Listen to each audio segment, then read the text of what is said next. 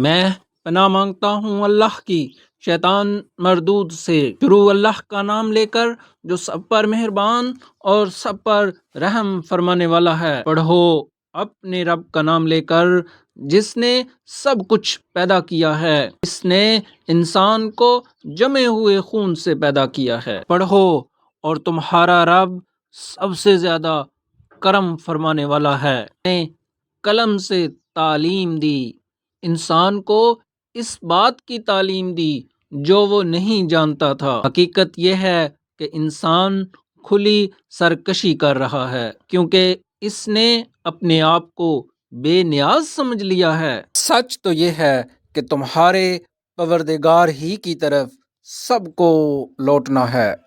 بھلا تم نے اس شخص کو بھی دیکھا جو ایک بندے کو منع کرتا ہے جب وہ نماز پڑھتا ہے؟ بتلاؤ اگر وہ نماز پڑھنے والا ہدایت پر ہو یا تقوی کا حکم دیتا ہو تو کیا اسے روکنا گمراہی نہیں؟ بھلا بتلاؤ اگر وہ روکنے والا حق کو جھٹلاتا ہو اور منہ موڑتا ہو، کیا اسے یہ معلوم نہیں کہ اللہ دیکھ رہا ہے؟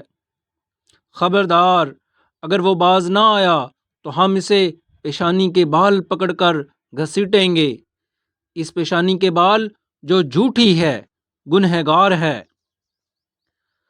اب وہ بلا لے اپنے مجلس والوں کو، ہم دوزخ کے فرشتوں کو بلا لیں گے۔ ہرگز نہیں، اس کی بات نہ مانو اور سجدہ کرو اور قریب آ جاؤ۔